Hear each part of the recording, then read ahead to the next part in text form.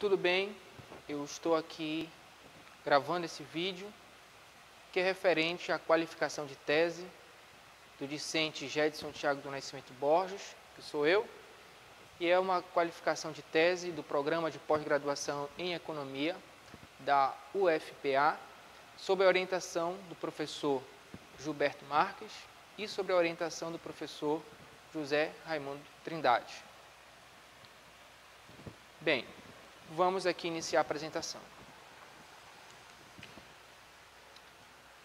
O propósito dessa tese é fazer uma investigação do capital da Vale e busca-se fazer uma diferenciação entre a antiga Companhia Vale do Rio Doce e a atual empresa Vale. Esse é um assunto relevante porque ele está circunscrito em assuntos econômicos que também têm a sua relevância. Estudar o capital da Vale, é possível fazer isso estudando paralelamente alguns aspectos importantes da economia brasileira. Eu quero destacar aqui alguns para a gente poder aqui pensando e refletindo sobre isso. Estudar o capital da Vale, a gente pode fazer isso associando ao aspecto da reprimarização da economia brasileira, ao boom dos preços das commodities. Estudar o capital da Vale também permite fazer uma associação e buscar também compreender as relações entre a financiarização do mercado de commodities, o crescente dinamismo do sistema norte em relação ao sistema sul, sudeste e centro-oeste da Vale, e também permite fazer uma análise sobre a mobilidade do capital transnacional. Bem, esses elementos permitem a gente fazer um estudo do capital da Vale, levando em consideração alguns aspectos que a gente pode aqui nominá-los como aspectos bem interessantes a ser estudados. Se a gente for fazer fizemos um estudo, fizemos uma pesquisa bibliográfica, encontramos que os estudos sobre o capital da Vale, eles concentram muitas das suas análises sobre o papel da Vale no contexto do Estado desenvolvimentista. Então, as literaturas sobre os estudos da Vale, sobre dissertações, teses, artigos, tratam a Vale como o papel que ela desenvolveu no contexto da industrialização da economia brasileira. Um caráter novo que esse estudo que nós aqui estamos nos dispondo a fazer e apresentar, trata uma nova face que o capital da Vale tem apresentado, uma face financeira. E, em tese, nós queremos aqui fazer essa diferenciação do capital da Vale, que veio se desenvolvendo ao longo dos anos da sua formação, apresentando agora esse novo caráter, esse caráter financeirizado. Então, busca-se fazer uma investigação seguindo nessa direção.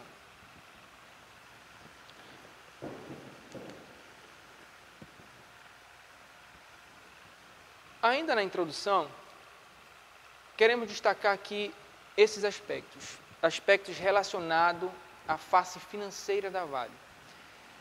O que tem que ser observado é que a Vale tem seguido uma estratégia de maximização do valor dos seus acionistas.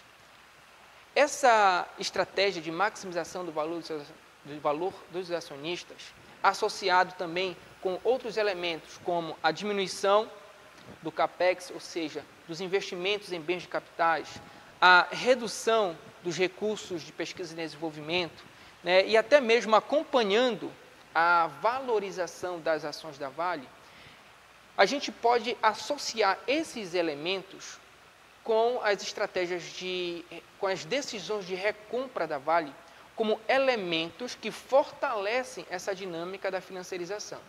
Vejam bem, ao longo dos últimos anos, de 2001 a 2010, a Vale tem sido a maior empresa do setor mineral, do ramo, a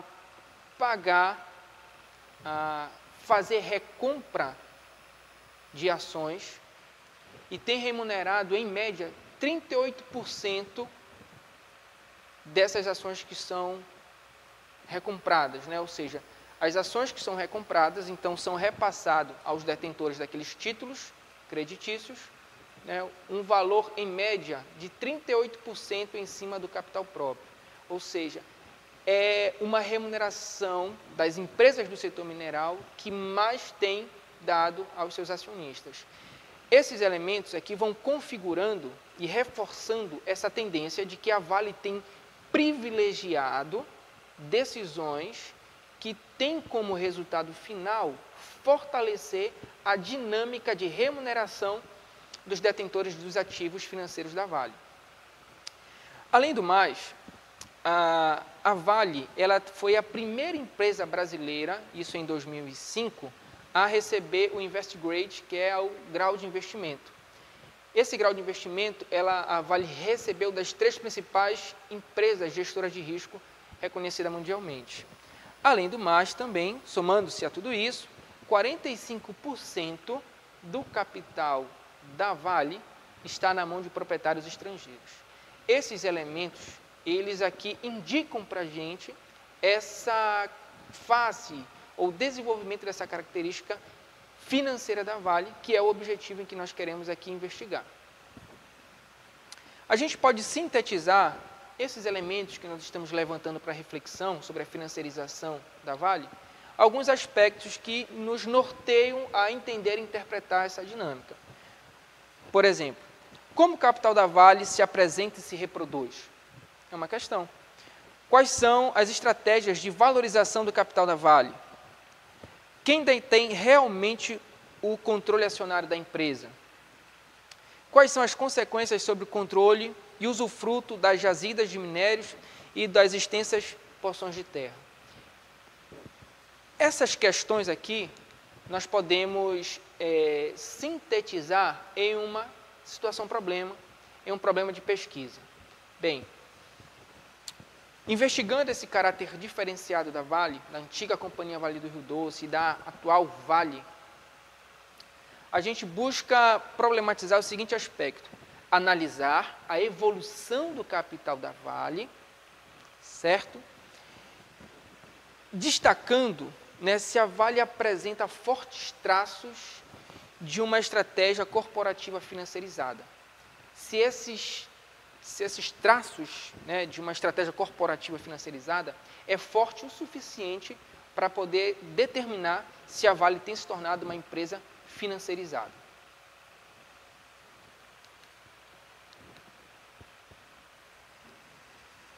Bem, a hipótese que nós estamos colocando aqui para nortear essa pesquisa, ou seja, a resposta antecipada a qual nós pretendemos provar, ela segue nesse seguinte aspecto. As alterações na estrutura do capital da Vale estão relacionadas à adoção de uma estratégia corporativa financiarizada que prioriza a maximização do valor aos acionistas em detrimento aos demais stakeholders, em detrimento até o modus operandi da empresa. Então, o que nós buscamos aqui provar é que a Vale tem estabelecido decisões de uma estratégia corporativa financiarizada que tem levado a empresa Vale a se tornar uma empresa que supervaloriza a dimensão financiarizada em detrimento do modus operandi dela. A própria tendência de diminuição em bens de capitais, diminuição em pesquisa, em desenvolvimento e realocar esses recursos nessa dimensão de uma estratégia corporativa financiarizada é a resposta que nós queremos provar, querendo provar que a Vale tem se tornado uma empresa financiarizada.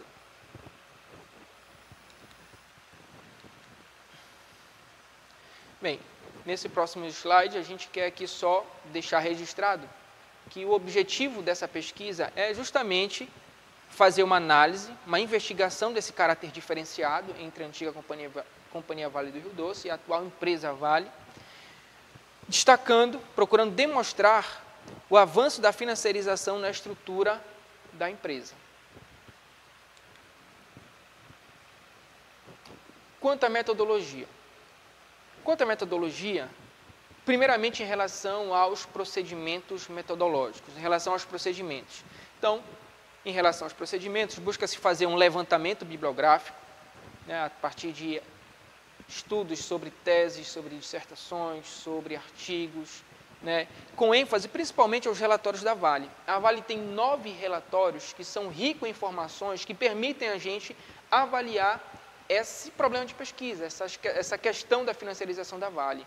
Em particular, o relatório 20F, que a Vale ela é obrigada a produzir esse relatório e entregar a equivalente à Comissão de Valores Mobiliários dos Estados Unidos. Aliás, a equivalente brasileira, como se a Comissão de Valores Mobiliários dos Estados Unidos, que é equivalente à nossa, o órgão gestor desses valores mobiliários nos Estados Unidos. A Vale, então, ela elabora esse relatório 20F, que é onde tem várias informações que a gente pode aqui estudar, que serve também como, dentro do âmbito dos procedimentos, um elemento para a gente poder aqui investigar e refletir e pesquisar sobre o capital da Vale, a dinâmica do capital da Vale. Bem, além disso, busca-se fazer as coletas de dados secundários em várias fontes de sites do governo e sites oficiais. Procura-se fazer uma estatística descritiva e análise comparativa. Bem, quanto ao referencial teórico. Nós buscamos, nos modelos teóricos da acumulação de capital, nos modelos elaborados por Marx, no modelo marxista da dinâmica de acumulação de capital, a gente procura nos apoiar para fazer essa reflexão da dinâmica de acumulação do capital da Vale. Então, a gente busca principalmente se apoiar nas categorias de concentração e centralização de capital, escudado no sistema de crédito. Essa dinâmica da concentração e centralização de capital permite analisar o capital da Vale na tendência monopolista, oligopolista, que a economia capitalista tende a caminhar. Marx já falava nos Grundrisse que a economia capitalista ela é uma economia que ela é expansionista, né? Ela avança à medida que reforça contradições internas. E as categorias de concentração e centralização de capital nos permite ir estudando esses elementos de expansão da acumulação de capital. Além disso, essa dinâmica do capital, né, de ir incorporando novos espaços, elas nos permite também fazer, e aí é uma das razões porque a gente se recorre aos modelos marxistas de acumulação, porque ele é um modelo eminentemente dinâmico. E por ser um modelo eminentemente dinâmico, a gente pode se utilizar das leis do movimento do capital associado ao sistema de crédito. As leis do movimento do capital permitem a gente, então, compreender como e acompanhar como se dá o processo de mobilidade do capital no espaço. O capital da Vale, ele é um capital que começou estatal, mas agora ele ainda vem se reforçando como já capital privado, privatizado a partir de 97, como um capital que vai crescendo e aglutinando novos espaços. Essa tendência de ocupar novos espaços é algo que a gente também vai associar com o rendimento, com os tipos de rendimento. Então, reforçando aqui a ideia da metodologia, né? Estudar o capital da Vale com base nos processos de concentração e centralização de capital, escudado no sistema de crédito, né? Com ênfase, a partir daí, se utilizando dos elementos das leis do movimento do capital e do sistema de crédito, e poder procurar fazer uma distinção entre aqueles elementos do capital da Vale que estão associados aos rendimentos da produção, ou seja, os rendimentos ligados à extração mineral, rendimentos ligados à metalurgia, rendimentos ligados à energia, geração de energia, rendimentos ligados à logística. Então, os modelos de acumulação de capital, por hora, permite a gente fazer uma análise da geração de mais valor ligado a esses sistemas, e o sistema de crédito, também em Marx, permite a gente fazer uma análise dos rendimentos derivados do direito de propriedade. O simples fato de alguém deter certa quantidade de ações dá a ela aquele direito de se apropriar de certa quantidade de mais valor produzido. Então, os modelos da acumulação em Marx e as categorias de concentração, centralização de capital e do sistema de crédito nos permite lançar luz nesses dois aspectos. Aspectos ligados aos rendimentos da produção e aspectos ligados aos rendimentos dos direitos de propriedade, que aqui a gente está colocando como os direitos da parte financeira da dinâmica de acumulação da empresa. Bem, essa apresentação aqui, eu dividi ela em cinco partes, a partir daqui. Então, há um primeiro momento onde a gente vai aqui apresentar os elementos teóricos e discutir um pouco das questões da dinâmica da concentração e centralização de capital e o do capital transnacional. E, a partir daí, discutir também a questão dos processos de fusão e aquisição que têm ocorrido no setor mineral, fazer um olhar a respeito do capital mineral na Amazônia, fazer também uma menção e destacar alguns elementos sobre a questão das commodities e da financiarização e também apresentar, por fim, alguns elementos ligados ao capital da Vale e à dinâmica do capital internacional. Ok? Bem, alguns aspectos teóricos aqui inicialmente. A concentração e a centralização de capital. Antes de analisar o capital da Vale em si, primeiramente a gente precisa compreender o capital, a dinâmica de acumulação de capital no setor mineral, na qual o capital da Vale está inserido. E para isso, um primeiro aspecto a destacar é entender um pouco como funciona a dinâmica da acumulação, precisamente a categoria da concentração, centralização de capital e do capital transnacional. Marx já definia nos Grundrisse que a economia capitalista ela tenderia à dimensão de uma economia mundo. E nessa tendência de uma economia mundo, os elementos de monopolização, de oligopolização, da economia como um todo, de um setor também em particular, elas tendem a se intensificar. E esses processos de monopolização e oligopolização setorial da economia como um todo, eles acabam sempre requerendo novos espaços para atender às exigências da acumulação.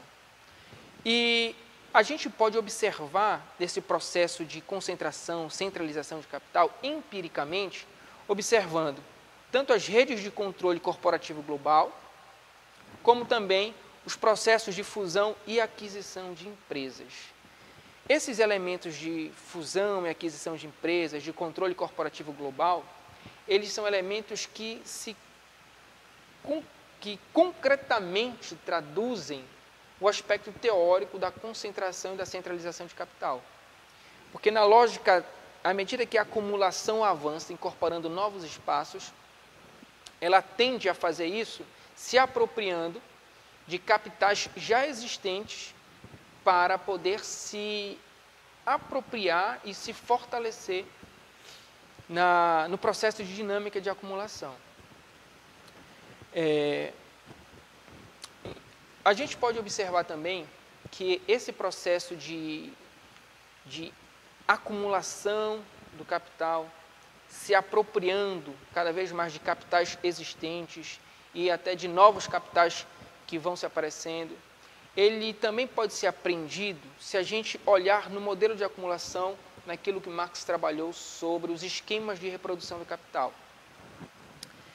Se a gente tomar, por exemplo, como ponto de análise o esquema do capital-dinheiro, a gente pode aqui sinalizar que as flexibilizações para a mobilidade dos recursos financeiros, a diminuição de regras bancárias e até mesmo o fim do acordo de Bretton Woods, eles tornam-se elementos que possibilitam a mobilidade do capital-dinheiro.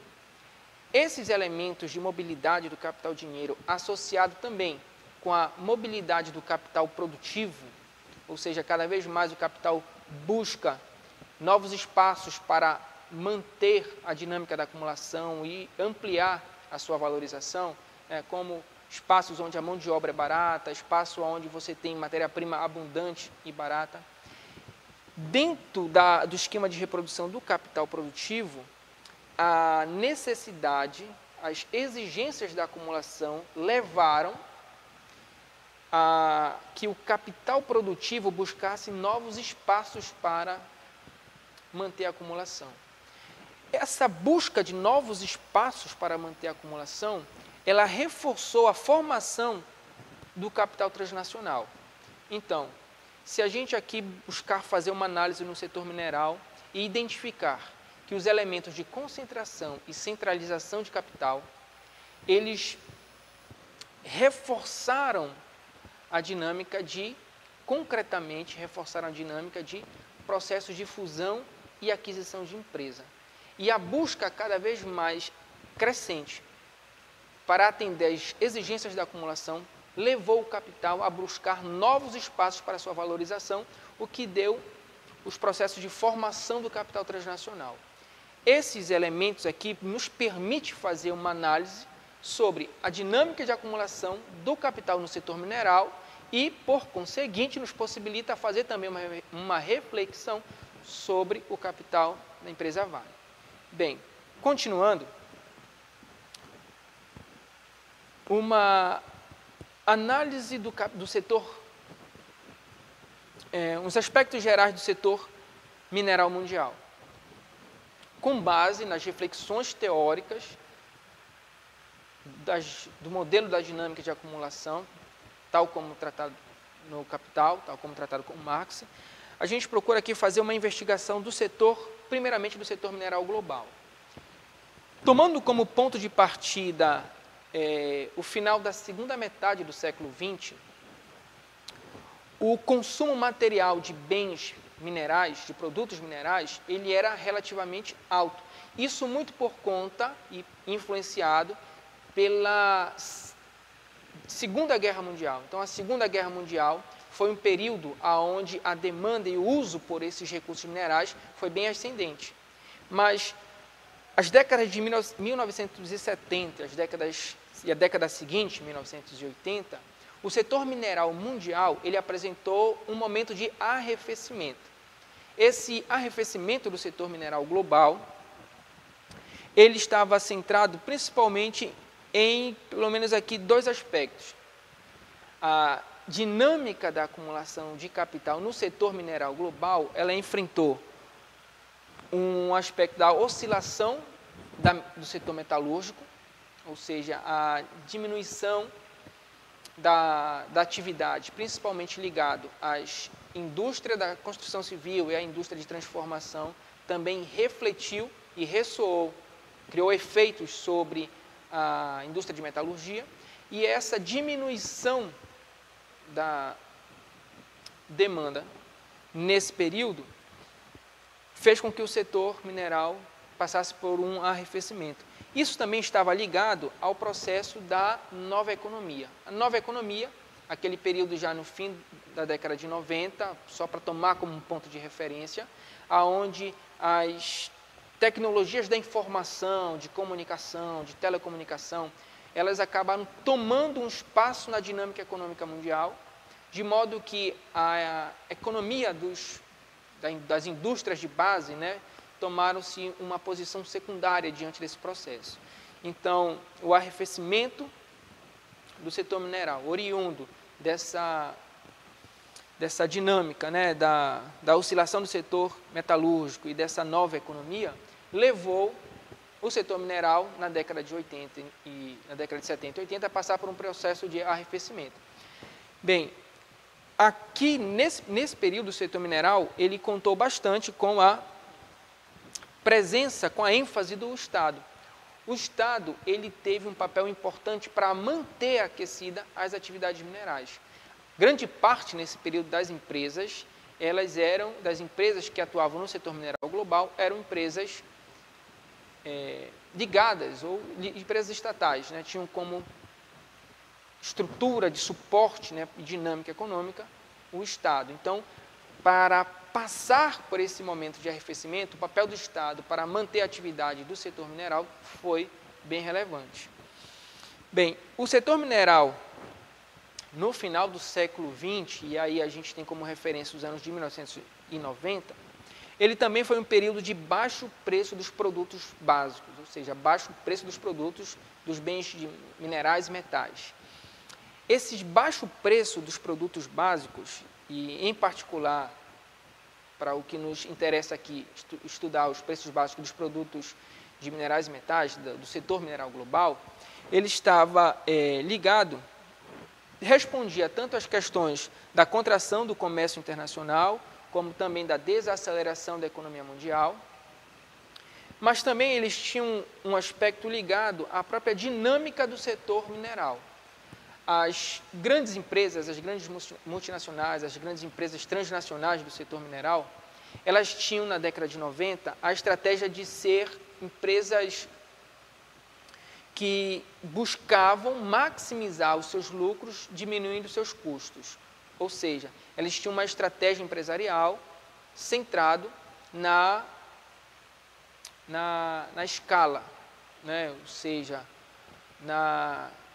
em manter na perspectiva da escala, na produção de escala, ou seja, manter um baixo nível de custo e aumentar a sua produção.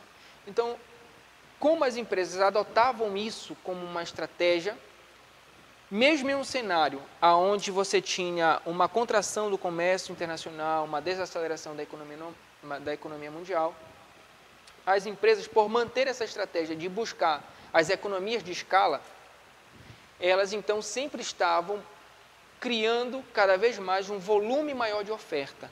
Então, a estrutura da oferta dos bens minerais, através da busca de economias de escala, reforçava cada vez mais a condição dos baixos preços dos produtos básicos, em particular dos produtos dos bens minerais e metais, no final da década de 90.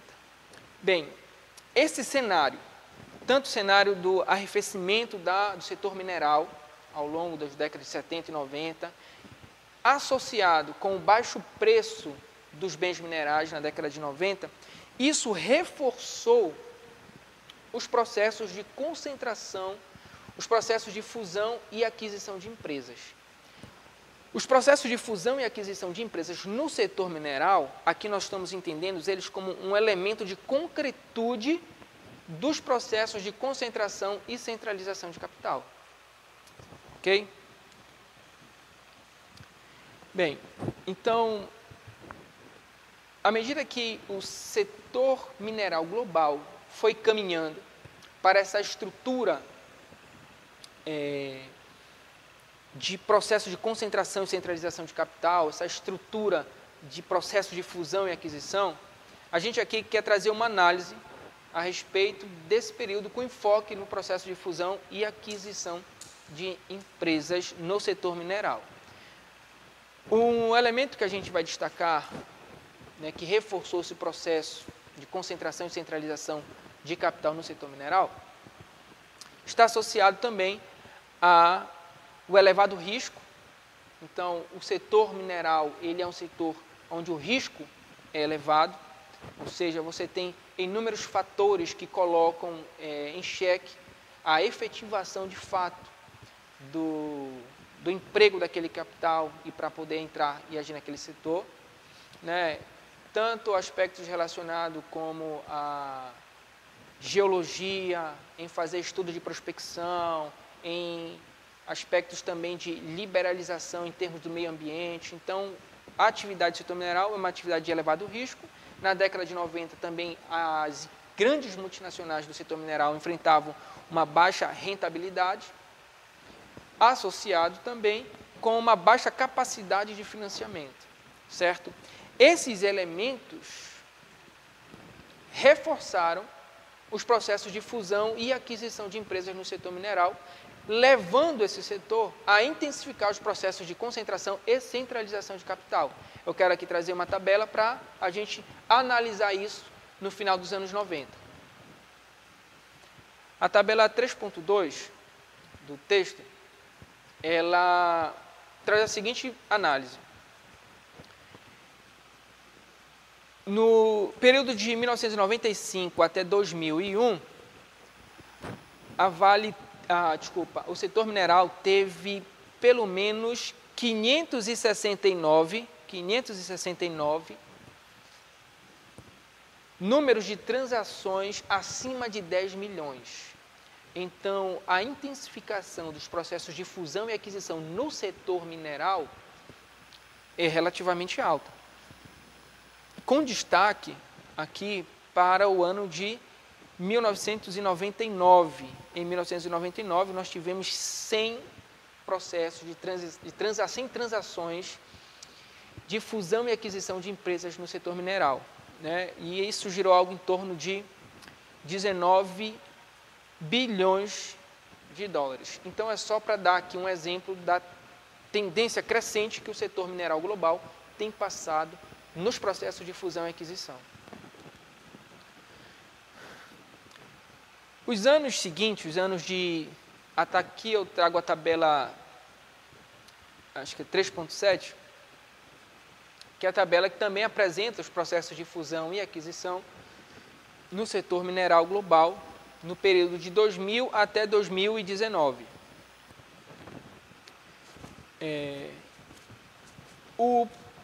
A década de 2000, né, e a década sequente, 2010, ela já traz um período diferente dos anos 2000.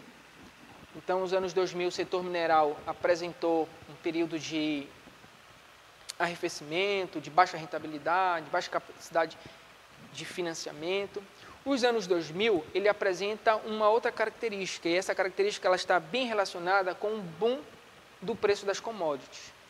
O boom dos preços das commodities, associado também às inovações tecnológicas, que, por sua vez, levaram as empresas do setor mineral a se intensificarem, se lançarem nos processos de fusão e aquisição para se apropriar de tecnologia já produzida, já existente, né? Então, a estratégia de crescimento, a estratégia dos processos de fusão e aquisição no setor mineral nos anos 2000 em diante, ela estava mais centrada não em um crescimento orgânico, mas no crescimento de apropriação já de capital desenvolvido, ok? Eu quero aqui trazer alguns elementos que destacam esse processo já diferente nos anos 2000 em diante.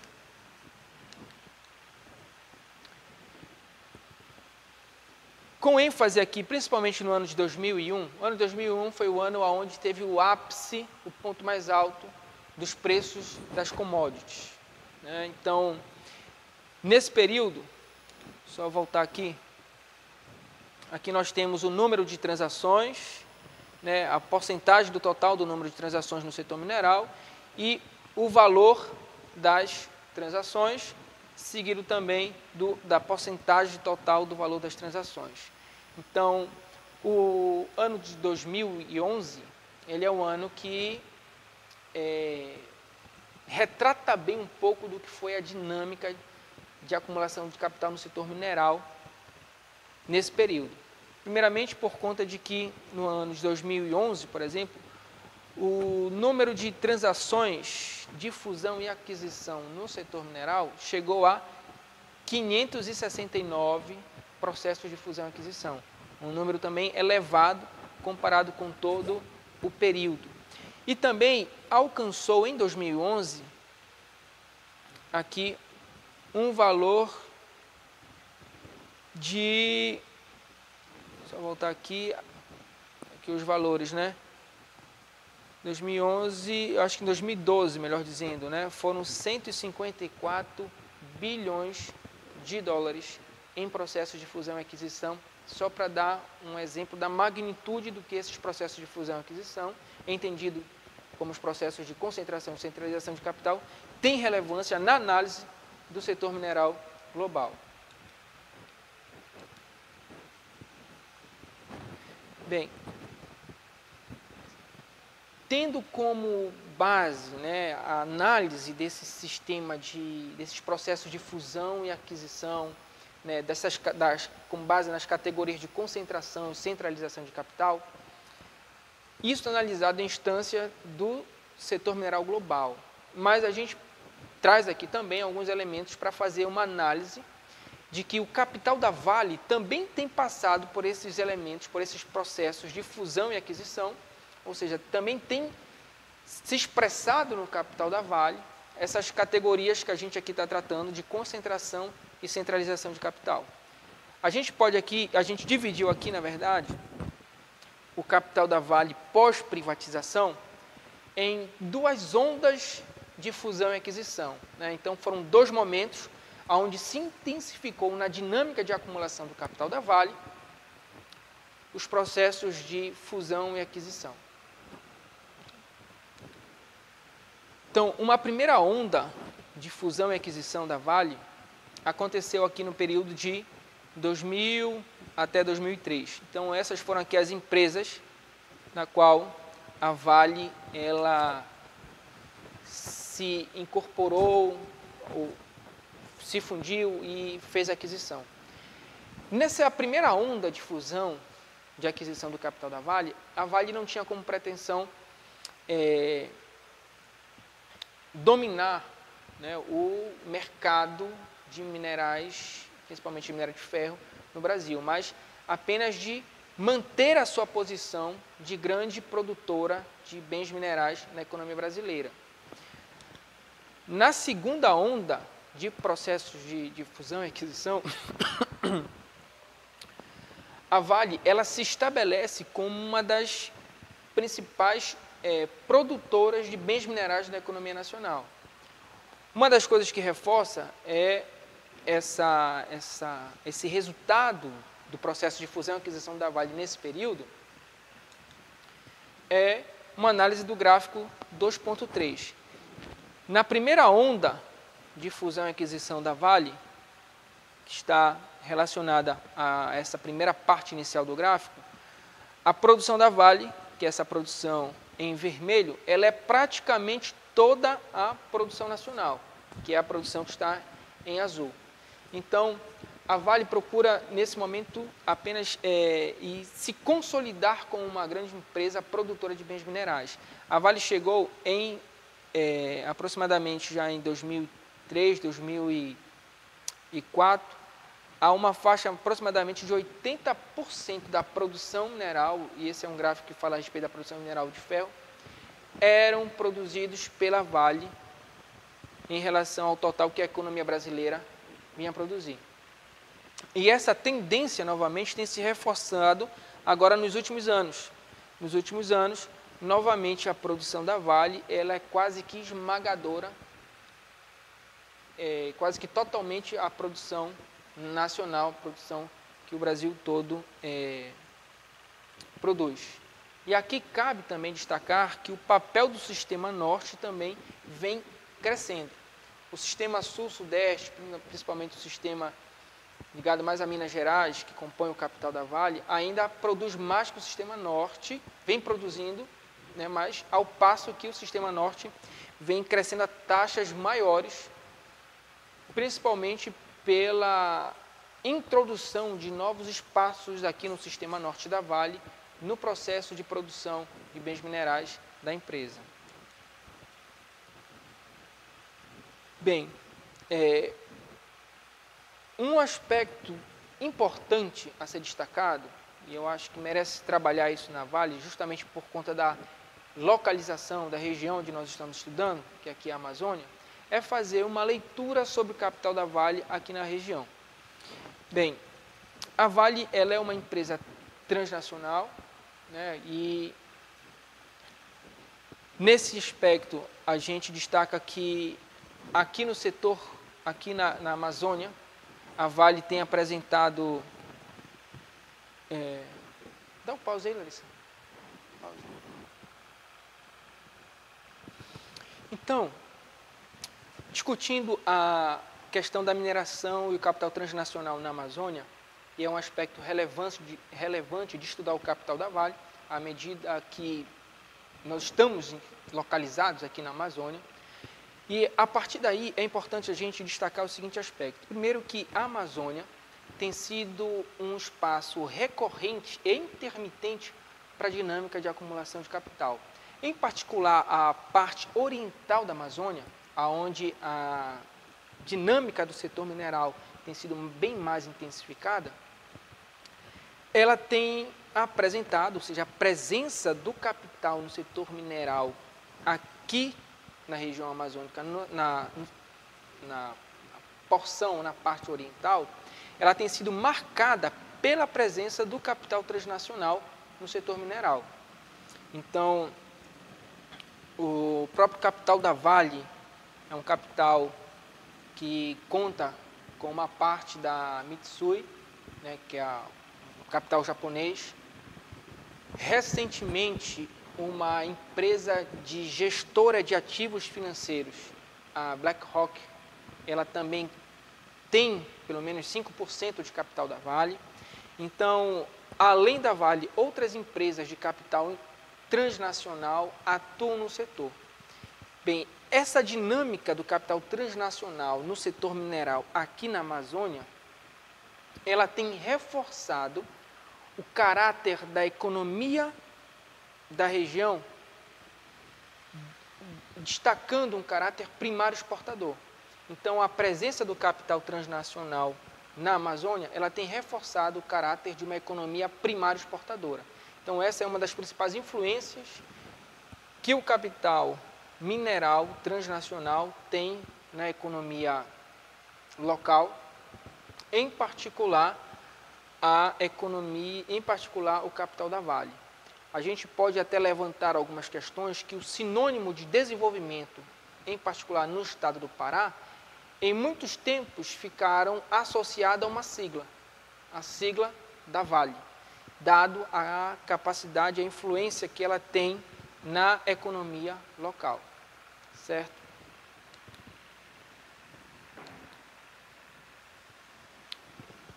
Em relação às commodities. Pausa. Bem, chegamos até aqui, e aqui nós queremos fazer essa associação das commodities, e as commodities passaram, principalmente de 2000 para cá, por um período de ascensão. Os preços das commodities foram algo que se intensificaram bastante, a elevação dos preços das commodities, de modo que as commodities têm afunilado a sua relação com os aspectos da financiarização. Alguns elementos a gente quer destacar para poder enxergar isso e ver como essa dinâmica tem influenciado também o capital do setor mineral global como um todo e também o capital da Vale. Um primeiro aspecto a ser destacado é que o número de contratos futuros e contratos de opções baseados em commodities vem crescendo. Um dos aspectos que a gente pode associar para esse crescimento, né, está associado ao índice de commodities. O índice de commodities, que foi um índice criado por uma instituição financeira de peso muito relevante, que é a Goldman Sachs, eles criaram um fundo baseado em commodities que até na década de 90 tinha pouca relevância. Eles, no início, tinham um fundo que girava em torno de 9 bilhões, mas influenciado pelos processos da crescente preço dos volumes das commodities, o índice de commodities, o aumento de derivativos e de contratos futuros baseados em commodities, fizeram com que esses contratos lastreados em commodities aumentassem para algo em torno de 200 bilhões de dólares, isso já para a partir da segunda metade da década de 2010. Então, os derivativos de commodities, eles têm cada vez mais atuado, ampliado o seu espaço na dinâmica econômica. Então, uns elementos que a gente vê dessa ampliação da dinâmica das commodities atuando em vários espaços da economia. A questão do mercado de commodities e a diversificação de ativos, né? O mercado futuro, que é o mercado onde esses derivativos baseados em commodities são negociados, eles são precificados e são vendidos e são negociados. E aí, basicamente, o que você procura é vender opções ou vender segurança para quem atua nesse mercado, né, o hedge. Então, nesse mercado futuro, nesse mercado de bens lastreados em commodities, é comum, e isso buscou-se averiguar, e aí há estudos que comprovam, é que o mercado físico de commodities, ou seja, o mercado spot, ele tem cada vez mais se baseado no mercado futuro de commodities para determinar o seu preço. Essa relação, onde o mercado spot tem procurado se basear no mercado futuro para determinar o seu preço, tem transferido a influência do mercado futuro para a determinação da descoberta e precificação do mercado dos bens minerais, do mercado dos bens minerais físicos, do mercado físico de commodities de bens minerais. Essa relação, ela tem determinado, e já há estudos que apontam que esse processo tem influenciado elementos de financiarização na dinâmica econômica do setor mineral global. Um outro aspecto que tem influenciado o setor mineral, onde o setor financeiro, onde a financiarização tem influenciado a dinâmica do setor mineral, está relacionada à questão do risco que os grandes operadores têm buscado, a diminuição do risco que os grandes operadores do mercado financeiro têm buscado fazer a partir de investimentos em commodities, em títulos lastreados em commodities. Então, os grandes operadores do mercado financeiro, querendo se proteger da oscilação do mercado de investimentos tradicionais, procuram fazer um investimento em mercado de commodities, em contratos futuros, em contratos de opções, em contratos lastreados em commodities, como um tipo de contrato de investimento que vai contrabalançar os riscos deles nos seus investimentos tradicionais. Essa relação, ela tem crescido, se agravado, de modo que esses elementos da financiarização também têm sido transmitidos ao mercado de commodities de bens físicos. Então, o que se procura aqui associar, investigar, é que os elementos da financiarização, ou seja, aqueles elementos aonde o cerne da questão está apenas na valorização de papéis, onde você busca apenas a remuneração pelo simples fato de ser detentor de um direito de propriedade, tem se sobressaído, supervalorizado, de modo que tem influenciado o mercado spot, o mercado físico de commodities. E de modo que isso tem buscado se traduzir numa relação direta do mercado de commodities, do processo de financiarização no mercado de commodities. Então, nós chegamos aqui a fazer agora uma análise do capital da Vale, né, e a sua criação relacionando a Vale com o capital internacional. Desde a criação da Vale, a Vale faz parte de uma das primeiras empresas estatais brasileiras, junto com a Companhia Siderúrgica Nacional, com a Petrobras, mas desde os seus primórdios a Vale já esteve associada com o capital transnacional. Os acordos de Washington, que foram os acordos que determinaram a exploração mineral no Brasil, que foram um acordo entre o Brasil, os Estados Unidos e a Inglaterra, já determinavam um tipo de relação de construção de capital do Brasil com o capital estrangeiro. E o início da Vale, ela buscou e se desenvolveu a partir dos financiamentos do Ex-Bank, do Banco de Exportação e Importação Internacional. E esses acordos deram o pontapé inicial para que a Vale pudesse ser iniciada. Inicialmente como uma empresa estatal, mas com o capital internacional financiando as suas primeiras atividades.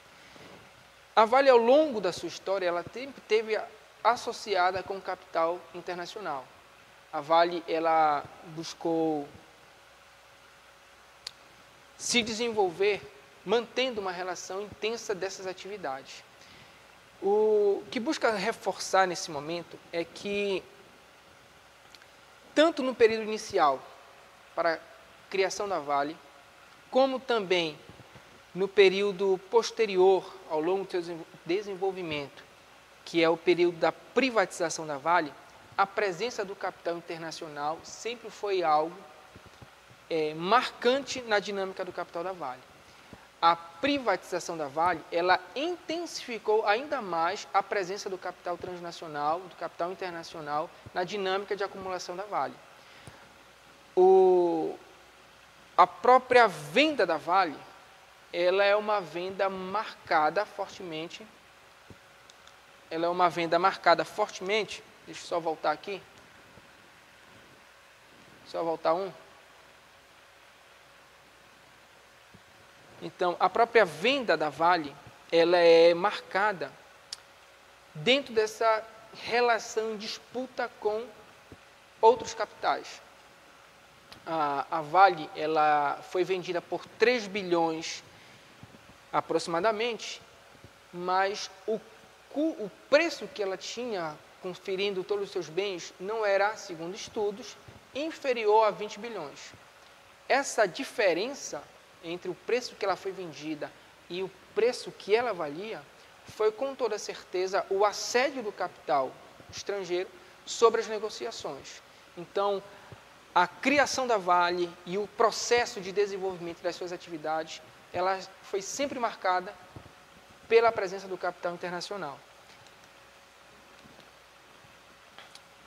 E o que a gente procura aqui apenas apresentar como um ponto de partida a aprofundar a pesquisa é que, a partir dessa dinâmica, dos processos de fusão e aquisição do setor mineral, dos processos de concentração e centralização que também ocorreram na dinâmica do capital de acumulação, de acumulação do capital da Vale, a Vale agora, ela apresenta uma outra característica, uma outra dinâmica após a sua privatização.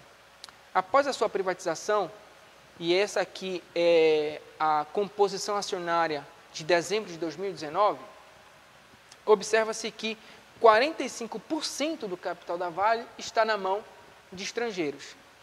Desses 45%, pelo menos 5% está na mão de uma das grandes empresas gestoras de ativo financeiro, que é a BlackRock, que tem algo em torno de 7 trilhões de recursos em mãos. A ênfase que se busca verificar é que, como grande parte do capital e da estrutura de capital da Vale está na mão de estrangeiros, e uma parte desses estrangeiros estão ligados, estrito sensu, ao setor financeiro, a gente observa que a estrutura proprietária da Vale, ela está sendo cada vez mais intensificada em manter uma estratégia corporativa financeirizada. É essa estratégia corporativa financeirizada que tem determinado o modus operandi da empresa. Então, à medida que você mantém um processo de valorização do valor aos acionistas, de valorização dos recursos aos acionistas, você, então, coloca em detrimento outros aspectos da empresa.